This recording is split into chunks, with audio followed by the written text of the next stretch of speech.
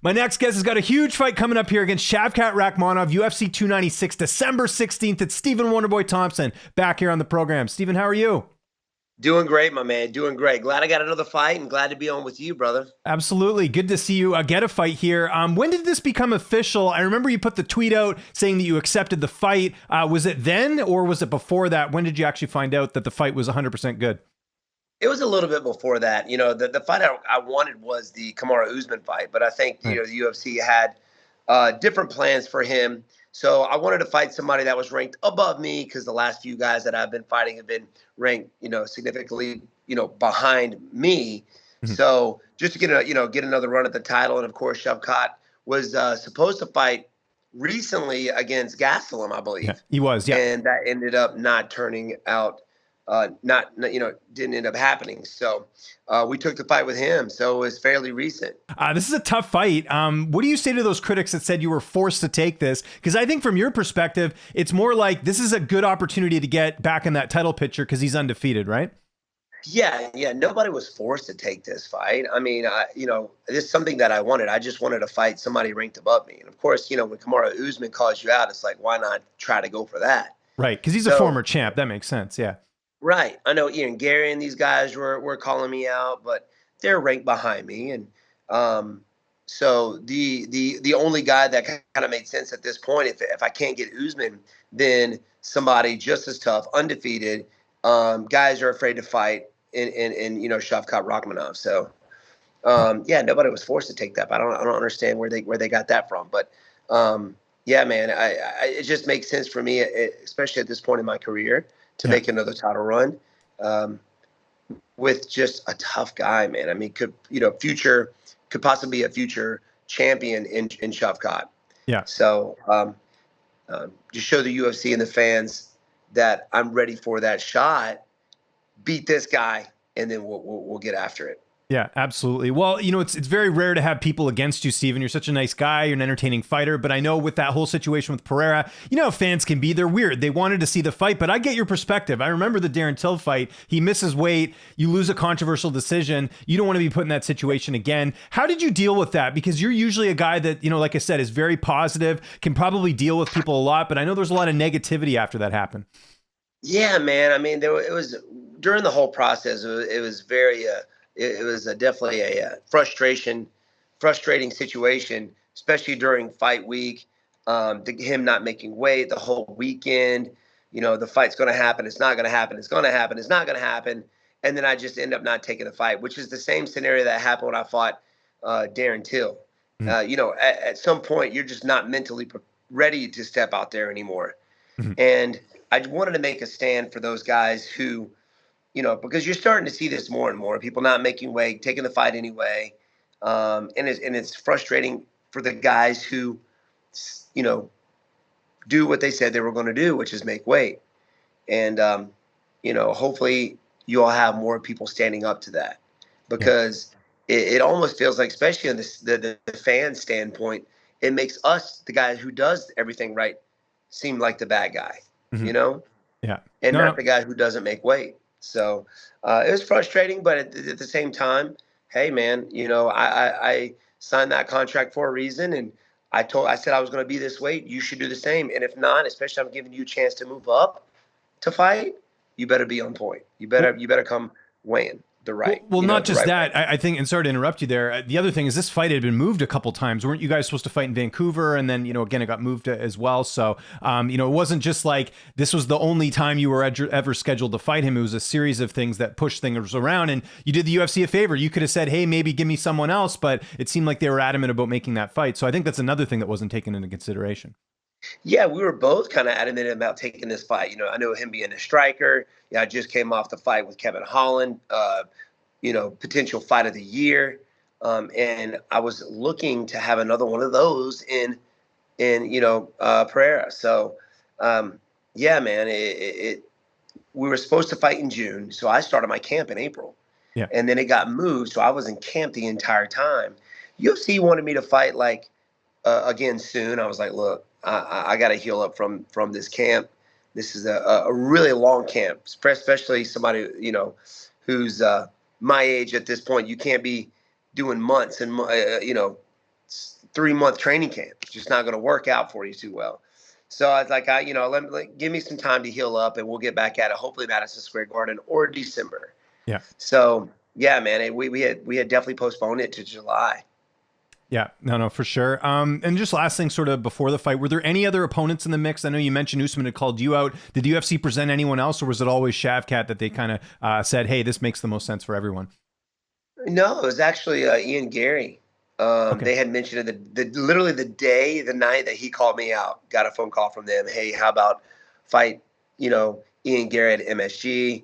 And I'm like, look, no, guys, Kamaru Usman called me out. Let's try to make this fight happen. I want to fight somebody ranked above me. And at that point in time, there was nobody ranked above me to fight but Kamaru. He was the one that wanted to do it. Mm-hmm. Of course, UFC had different plans for him. And then I found out that Shavkat fight didn't end up happening. So I was like, hey, let's do this in December. And he was all for it. So, I know his fans were happy because there was a lot of people who weren't wanting that fight. Mm-hmm. This dude's undefeated, 100% finish rate. Like, you go out there and upset them, man, they got to give you at least a title fight or something. So I'm looking forward to this fight. I know he's tough. And, I want to prove to the UFC that I still got the wrestling. When I fought Gilbert and Bilal, it was the first time that I've ever lost a fight that way. Somebody just holding you down. And so I learned a lot from that fight. So, and I've gotten better since then. So, yeah, man, I think it's going to be a very exciting fight, tough fight, but, I'm ready for it. Had Usman not called you out, do you think you might have taken the Garry fight? Just because, again, I know you didn't want to sit on the sidelines for too long, but then I also know you mentioned that I think you met Garry at a karate combat event or something, so you kind of knew who he was. Do you think there ever would have been a possibility of you fighting Garry had the Usman thing not happening? I don't know, man. I was shooting really hard to get somebody that was ranked above me, so I doubt it. Mm-hmm. Now, in some point in time, he keeps working his way up. There's definitely potential down the road for that fight to happen. I think as a fan standpoint, I think it would be a very exciting fight for sure. Absolutely. But for me to be at my future, where I'm at in my career, fighting somebody ranked above me is just makes sense for me at this point. Makes sense. Let's talk about Shavkat, undefeated, 17-0. You guys have fought a similar opponent in Jeff Neal, or same opponent, I should say. How do you feel like stylistically you match up against him here? I think it's a good one. I mean, he's not afraid to stand up and bang, with you, as you saw when he fought Jeff Neal. There was a lot of good exchanges in that fight. If it doesn't work out, he's not afraid to shoot for the legs, right? He's not afraid to go out there and do that. His wrestling accolades, his jiu-jitsu accolades are really high. So, but every fight starts standing up. So I do feel at some point he's going to shoot, but I'm going to be ready for it. He couldn't get Jeff Neal down, which surprised me. I think Jeff, being the shorter fighter, the stockier fighter, defended off the takedown very well. But I feel like it wasn't the best Jeff Neal that I've seen in that fight. And Jeff Neal landed some really good shots. His boxing was on point, landed some good shots on Shavkat. So just by watching that fight, I know he's getting better, but open up some holes in Shavkat's game that I feel like that I can capitalize on. Is there anything different? Who are you mainly working with? Who's helping you get ready for this fight? Well, I mean, I got a good team here. Got some good wrestlers, man. Come up from Penn State, my buddy Gino. Good jiu-jitsu in Carlos Machado, Brad Strain, my buddy Weston Wilson out there. You've worked of course, a bunch of times. Yeah. And heavy wrestlers in Chris Weidman. He really wants to be a big part of this camp coming up, help me get ready for this fight. He wants to see me get that title as well. I mean, he's had the title. He wants to fight again, but he wants to get back in there. He's healed up already, which is awesome. Mm-hmm. So he's ready to help me out with this camp. But the same old, and of course, my bro Sweet T is going to be has been sparring with me for every sparring session. It's fun to spar with a guy like him because he's so big, but he's blistering fast. I tell everybody this, he's got more talent than I will ever have. But so it's good to have him in sparring and in training with me. Is the weight cut get harder or easier as you get older, Steven? I got to know this. I know our metabolism slows down a little bit, but it seems like for you, it's never been much of an issue. Yeah, man. I mean, I've had some rough ones. I think coming into camp or coming into the fight week a little heavy has made it fairly difficult. But let me tell you, this last fight I felt like I had the best weight cut ever. I came in on point. I started my weight cut, literally at the beginning of the camp, just working my way down slowly. So that way that week, it's not as detrimental to my body. Mhm. So I think keeping that mindset and doing exactly what I did last time is definitely going to help me get down in that weight for this fight a lot easier. So that way I'm feeling better the day of the fight and rehydrate properly. I've had situations where I came in a little heavy. I ended up getting the weight down. I projectile vomited in front of the whole roster. Mhm. I've been in situations where I've had dry heaving spells, and my last few camps and weight cuts have been just phenomenal. So just being smart about it, I think, is key. Yeah. You never see yourself moving up or moving down, right? Welterweight's your home forever. Yeah, I think so, man. There's no way I can make 155, Yeah. and it's like I'm at a weird weight to where, you know, I'm too small to go up, and I'm too big to go even lower than that. I feel like if I go to 185, which a lot of people want to see me go up, either fight Izzy or Strickland. I've had a lot of fans saying that, but those are big boys, man. And when I'm training, with a 185er and him throwing me around like a little rag doll, it's like maybe I should move up, but I would have to take some time off to get some muscle and to get muscle so that way I'm not fatiguing, because you see it in fighters all the time. And Luke Rockhold, when he went up to 205, he put on a lot of weight, but he wasn't used to that weight, and he fatigued and got tired. So, yeah, man, I think 170 is where it's at for me. What's your prediction? How do you see this fight playing out on December 16th? How do you see this one going down? Man, I know this is going to be a tough fight. I'm prepared for just a gritty fight, and I think preparing for a gritty fight and it happens, you're more apt to be used to it and to be able to deal with it. When you step out there and you think the fight's going to be easy, and it is a gritty fight, it can mess with you mentally. So I know he's tough, man. He's going to be very hard to put away. So the goal is just to go out there and play smart and to adapt to whatever he's got. The guy's always evolving and getting better. And he's not one of those guys that you've seen him fight 100 times. He's always getting better. And the level that he's at is to the point of where, like, any little tiny movement that this guy makes, I got to be ready for it. And I got to read him, to be able to go out there and adapt to whatever move that he makes, if it's standing, if it's wrestling, to be able to keep the fight where I want it to be. I've been really working hard on my submission. So, hey, man, you may see Stephen Wonderboy Thompson's first submission in the UFC. There we go. That would be awesome. Yeah. But yeah, man, I just visualize my hand being raised at the end of that fight. One other thing, if you kind of look at your career, you don't get hit a lot. You don't take a lot of damage. This is a 3-round fight. How much will that play into this fight? Because Shavkat is used to finishing his opponents. And even Jeff Neal, who he finished in his last fight, that was a 3rd-round finish. So it wasn't like something early. How much do you think that will play into the matchup? Yeah, man. I mean, being, 3, I actually recommend going 5-5s. I'm a cardio fanatic.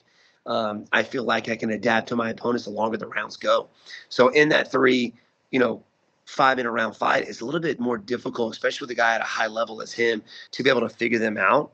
So I really have to be on point in that first round to kind of read what my opponent and what he's about in that fight. Even though it's a 3-round fight, I always prepare for a 5-minute round. If I know if I can go 5-5s, and go as hard as I can for each one of those. The 3 rounds are a little bit easier, but I mean, that guy can finish you at any point. I mean, that's how good this dude is. I mean, he finished Jeff Neal, I think, like last 30 seconds in that fight.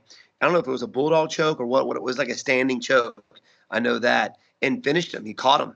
So it goes to show the guy's just as dangerous in the 3rd as he is in the 1st. Yeah. Very well said. There's a couple big fights coming up before you. Got to ask you about them. First one I wanted to ask you about, Khamzat Chimaev, Paulo Costa. Who do you see winning that middleweight fight coming up at UFC 294? Oh, man. That one. I think it's a good matchup for Khamzat because, he's big. Costa's big, strong. He's got good striking, fairly good takedown defense. So I think it's a good test for Khamzat. Here recently, the hardest fight that he's had was Gilbert Burns. And with a bigger Brazilian in Paulo Costa, I think it's going to be very difficult. But I think Khamzat can get it done. What about the main event? Islam Makhachev, Charles Oliveira. Who do you see winning that? Oh man, that's like up in the air. Um, I'm leaning towards. I think I'm leaning towards Islam, man. I think he's got it again. I think he's going to be champ for a while. If it does go towards Oliveira, it's definitely going to be his anti-wrestling jiu-jitsu, looking for the neck, looking for the darts, the guillotines, and maybe he can catch him with something like that. It's the only way I see him winning that fight. Now, I know you mentioned on the MMA Hour that you're still figuring out the whole pay thing that happened with the Pereira fight, and that will likely get compensated, at this fight with Shavkat. Is this part of a new contract, or is this part of your same contract? Like, how does all that work for people who might not know? No, I think I don't remember how many fights I have, 3 or 4 more fights, but it's just that management's still working on. They're trying to come up with a number that we're both happy with, and that's basically. It's nothing new that are going to remain that I'm going to be getting for the remainder of the fight card. I don't know what's going to happen, to be honest with you. Which is, it's easier for me not to stress about anything because I have people out there working for me to make sure this stuff is that's all. So hopefully that we come up with something that we're both happy with. We can move on. Sort of talked about it there, the whole like contract and pay thing. Obviously, pay's been a bit of an issue in the UFC. We saw Francis Ngannou partially leave the UFC to go elsewhere. I know it's not your job to do the pay scale and everything, but as a veteran fighter who's been in the game for a long time, what do you think, as a whole, MMA could do to improve the pay issue? Man, that's a good question. I mean, there's a lot of guys out there who would agree that we should be getting paid more. Even lower ranked fighters, which I don't agree with. I think you get to a point where you can start getting some numbers.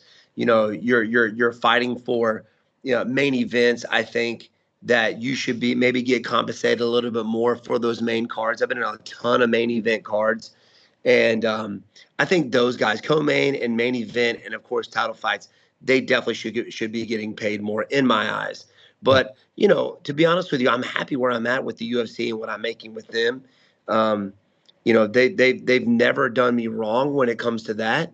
So I'm happy, but I could see where some people would be like, man, I'm headlining this card.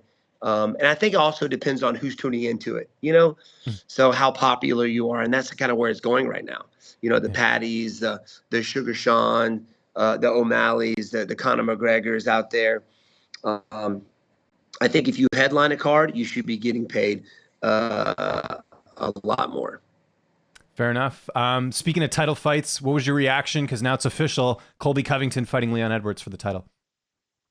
Oh, man. I think it's awesome. It's crazy that this dude is fighting for the 3rd time for a title, the 3rd time. It doesn't make sense to me. There's definitely more guys deserving to fight for the title than Colby at this point. But who do I winning? Who I got winning that fight? I got Leon winning that fight. Colby Covington is a smaller guy than Usman. You saw what Usman did to Colby. I think Leon can defend the takedown, keep the fight standing, and pick him apart. The only way I feel like Colby could win is if Leon comes out of shape. Colby Covington is one of the best shape fighters out there. I mean, in the biz, he always comes in shape and is relentless. But from what I see, how I saw Leon finish Usman, I think he can do the same thing to Colby. There you go. Like that. What was your reaction to Sean Strickland beating Isarel Adesanya? It brought me back to when Bisping beat Luke Rockhold. Like nobody saw that coming, right? Nobody saw that coming. But I think that played in Strickland's favor. Like he had nothing to lose. So he just came forward, which is something that Izzy is not used to. He usually feints guys up and they react to those feints or they stay away from him. But Strickland was like, screw this, man. I'm coming at you. And it just kind of threw Izzy off guard and just walked through everything that he threw. Ended up knocking him down. I think once that happened, it just mentally messed him up, And Strickland's just one of those guys. He doesn't let those things get to him. So the only way to beat Strickland is do what Alex did, impose will to make him walk backwards and finish him that way. He doesn't do that well walking backwards, and that's what Alex Pereira did. But Izzy didn't do that. He backed up, and Strickland just came right down the pipe and beat him. So yeah, it brought me back to when Michael Bisping beat Luke Rockhold. Like nobody saw that coming. What's your opinion of Sean Strickland? Obviously, he says a lot of things that are on his mind that some people love it, some people don't. You're a really nice guy. I would say you guys are a bit of opposites. What do you make of Strickland overall? Yeah, we are opposites, but I like his honesty. Mm-hmm. I love it, man. I'm glad he's American. He loves America. He loves his people. He just doesn't care what anybody thinks, and I think that's why I respect him. He doesn't care. He reminds me of my dad. Like he's that 68-year-old guy who just deserves to say whatever he wants to say and doesn't care what anybody else thinks of him. I respect that about him. There's too many people in this world that care about what other people think. He don't care one bit. So you got to respect that. And to be honest with you, I'm a fan, man. I'm a big fan of Strickland. I know you got plenty of your career left. What's been the toughest fight of your career so far, kind of looking back? Because you've had a pretty storied career. Man, that's a good one. There have been some really tough fights. I think one of my first fights in the UFC, I think was one of my toughest fights because I wasn't just battling a veteran, but I was battling against the weight cut as well in Matt Brown. I think that was a really tough, fun fight. My first main card fight, and that was a tough one, man. And to see what he did after he beat me was awesome. I think that was a good one. And also the first fight with Tyron Woodley. That's right, yeah. Getting knocked down 3 or 4 times, ended up in that big guillotine, working my way out. We ended up getting fight of the night for that one. But it's those kind of fights, those gritty fights, are the ones I love the best because it shows what most people think. People say they can do this and do that, but until you're in the thick of it, you really don't know what you're capable of or if you can keep going or not. Are you going to give up or are you not going to give up? Those fights, let me know who I was on the inside more than any other fight, right? Where you grit, you keep going, you don't give up. So those are my favorites, I think.